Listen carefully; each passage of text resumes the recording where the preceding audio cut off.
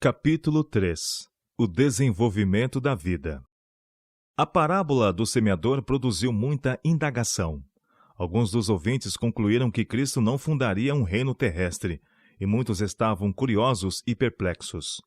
Notando-lhes a perplexidade, Cristo usou outras ilustrações, ainda tentando desviar-lhes os pensamentos da esperança de um reino temporal para a obra da graça divina no coração. E dizia: O reino de Deus é assim, como se um homem lançasse semente à terra, e dormisse, e se levantasse de noite ou de dia, e a semente brotasse e crescesse, não sabendo ele como.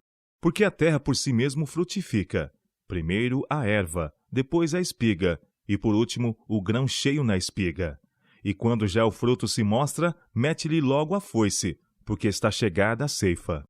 O lavrador que mete logo a foice, porque está chegada a ceifa, não pode ser outro senão Cristo. Ele é que no último grande dia recolherá a seara da terra. O semeador da semente, porém, representa aqueles que trabalham em lugar de Cristo. Da semente se diz que brotou e cresceu, não sabendo ele como, e isto não pode referir-se ao Filho de Deus. Cristo não dorme em sua incumbência, mas vela sobre ela dia e noite. Não ignora como a semente germina. A parábola da semente revela que Deus opera na natureza. A semente encerra um princípio germinativo, princípio que Deus mesmo implantou. Porém, abandonada a si própria, a semente não teria a faculdade de germinar. O homem tem sua parte em favorecer o crescimento do grão. Precisa preparar e adubar o solo e lançar a semente. Precisa lavrar o campo, mas há um ponto além do qual nada pode fazer. Nenhuma força ou sabedoria humana pode extrair da semente a planta viva. Ainda que o homem empregue seus esforços até ao limite extremo, precisará, entretanto, depender daquele que ligou o semear e o colher pelos maravilhosos elos de sua própria onipotência. Há vida na semente e força no solo, mas se o poder infinito não for exercido dia e noite, a semente não produzirá colheita. A chuva precisa ser enviada para umedecer os campos sedentos. O sol precisa comunicar calor, e a eletricidade precisa ser conduzida à semente enterrada. A vida que o Criador implantou, somente Ele pode despertar. Toda semente germina e toda planta se desenvolve pelo poder de Deus. Porque como a terra produz os seus renovos, e como o horto faz brotar o que nele se semeia, assim o Senhor Jeová fará brotar a justiça e o louvor. Isaías capítulo 61, verso 11. Como no semear natural, assim é no espiritual. O professor da verdade deve procurar preparar o solo do coração. Precisa lançar a semente, mas a força que somente pode produzir vida vem de Deus. Há um limite além do qual os esforços humanos são em vão. Embora devamos pregar a palavra, não podemos comunicar o poder que vivificará a alma e fará brotar justiça e louvor. Na pregação da palavra, precisa haver a operação de um agente que supera as forças humanas. Somente pelo Espírito Divino será a palavra viva e poderosa para renovar a alma para a vida eterna. Isto é o que Cristo buscava incutir em seus discípulos. Ensinava que nada que possuíam em si mesmos podia dar êxito a seus labores, mas o miraculoso poder de Deus é que torna eficaz sua palavra. A obra do semeador é uma obra de fé. Poderá ele não compreender o mistério da germinação e do crescimento da semente. Todavia, tem confiança nos instrumentos pelos quais Deus faz a vegetação florescer.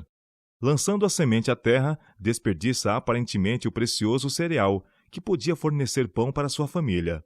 Mas somente renuncia a um bem presente, em troca de uma devolução maior. Espalha a semente, esperando recolhê-la multiplicada numa colheita abundante.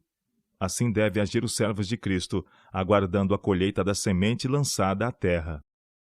A boa semente pode por algum tempo jazer despercebida no coração frio, egoísta e mundano, sem dar demonstração de haver se enraizado. Porém, mais tarde, tocando o Espírito de Deus à alma, a semente oculta brota, e finalmente produz frutos para a glória de Deus.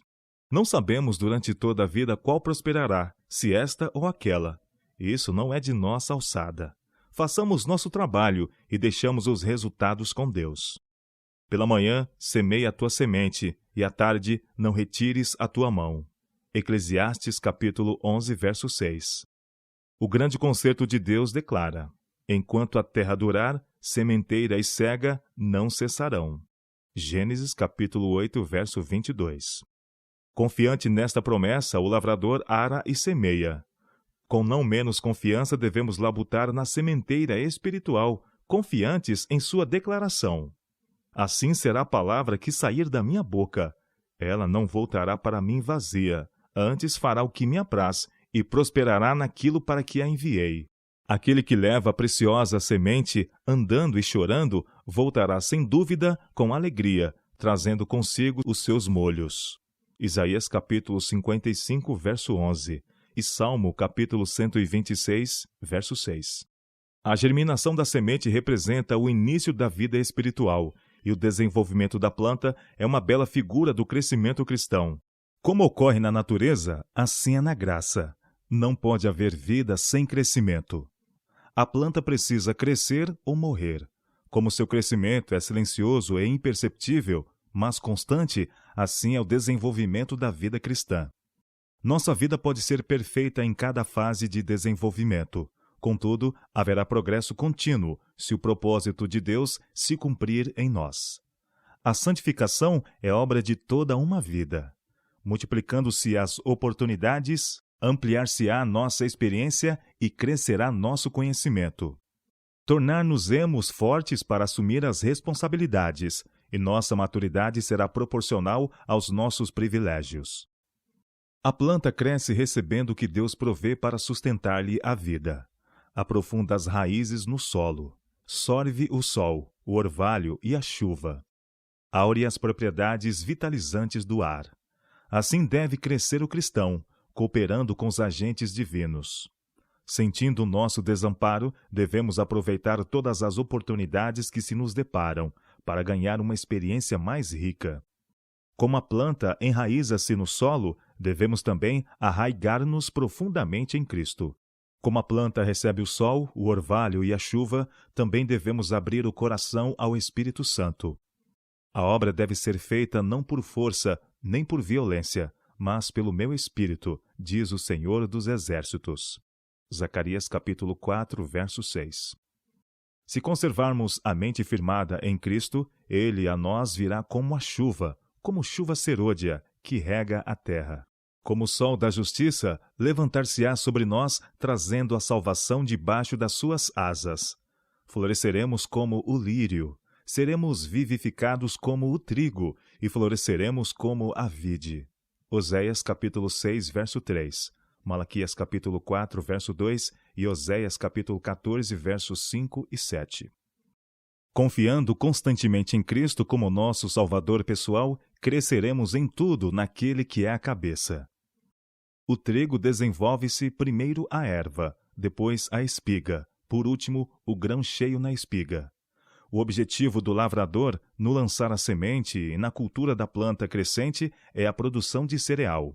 Deseja pão para os famintos e semente para futuras searas.